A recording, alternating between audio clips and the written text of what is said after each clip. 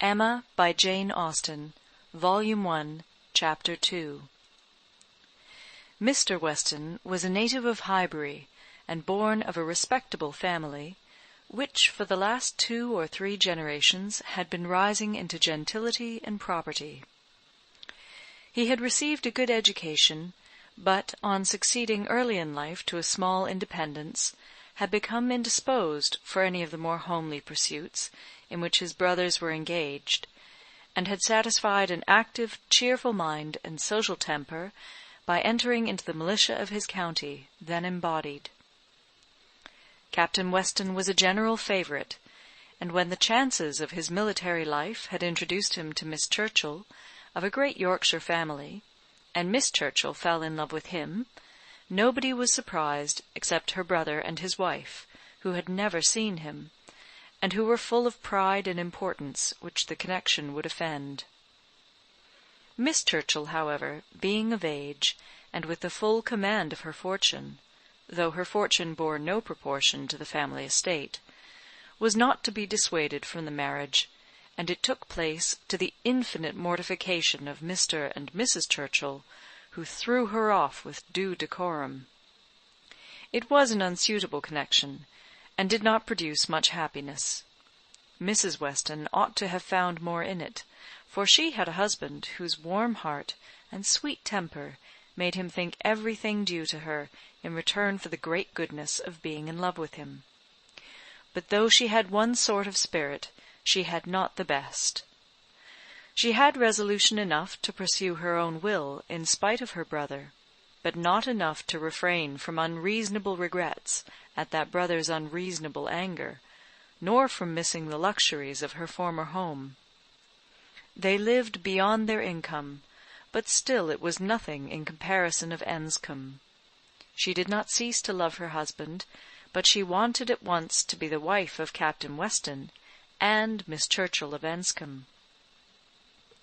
Captain Weston, who had been considered, especially by the Churchills, as making such an amazing match, was proved to have much the worst of the bargain, for when his wife died after a 3 years' marriage, he was rather a poorer man than at first, and with a child to maintain. From the expense of the child, however, he was soon relieved. The boy had, with the additional softening claim of a lingering illness of his mother's, been the means of a sort of reconciliation, and Mr. and Mrs. Churchill, having no children of their own, nor any other young creature of equal kindred to care for, offered to take the whole charge of the little Frank soon after her decease. Some scruples and some reluctance the widower father may be supposed to have felt, but, as they were overcome by other considerations, the child was given up to the care and wealth of the Churchills, and he had only his own comfort to seek, and his own situation to improve as he could. A complete change of life became desirable. He quitted the militia and engaged in trade, having brothers already established in a good way in London, which afforded him a favourable opening. It was a concern which brought just employment enough. He had still a small house in Highbury, where most of his leisure days were spent, and between useful occupation and the pleasures of society, the next 18 or 20 years of his life passed cheerfully away. He had by that time realized an easy competence, enough to secure the purchase of a little estate adjoining Highbury, which he had always longed for, enough to marry a woman as portionless even as Miss Taylor, and to live according to the wishes of his own friendly and social disposition. It was now some time since Miss Taylor had begun to influence his schemes, but as it was not the tyrannic influence of youth on youth, it had not shaken his determination of never settling till he could purchase Randalls, and the sale of Randalls was long looked forward to. But he had gone steadily on with these objects in view till they were accomplished. He had made his fortune, bought his house, and obtained his wife, and was beginning a new period of existence, with every probability of greater happiness than in any yet passed through. He had never been an unhappy man. His own temper had secured him from that even in his first marriage, but his second must show him how delightful a well-judging and truly amiable woman could be, and must give him the pleasantest proof of its being a great deal better to choose than to be chosen, to excite gratitude than to feel it. He had only himself to please in his choice. His fortune was his own, for as to Frank, it was more than being tacitly brought up as his uncle's heir. It had become so avowed an adoption as to have him assume the name of Churchill on coming of age. It was most unlikely, therefore, that he should ever want his father's assistance. His father had no apprehension of it. The aunt was a capricious woman, and governed her husband entirely. But it was not in Mr. Weston's nature to imagine that any caprice could be strong enough to affect one so dear, and, as he believed, so deservedly dear. He saw his son every year in London, and was proud of him, and his fond report of him as a very fine young man had made Highbury feel a sort of pride in him too. He was looked on as sufficiently belonging to the place to make his merits and prospects a kind of common concern. Mr. Frank Churchill was one of the boasts of Highbury, and a lively curiosity to see him prevailed, though the compliment was so little returned that he had never been there in his life. His coming to visit his father had been often talked of, but never achieved. Now, upon his father's marriage, it was very generally proposed as a most proper attention that the visit should take place. There was not a dissentient voice on the subject, either when Mrs. Perry drank tea with Mrs. and Miss Bates, or when Mrs. and Miss Bates returned the visit. Now was the time for Mr. Frank Churchill to come among them, and the hope strengthened when it was understood that he had written to his new mother on the occasion. For a few days every morning visit in Highbury included some mention of the handsome letter Mrs. Weston had received. "I suppose you have heard of the handsome letter Mr. Frank Churchill has written to Mrs. Weston? I understand it was a very handsome letter indeed.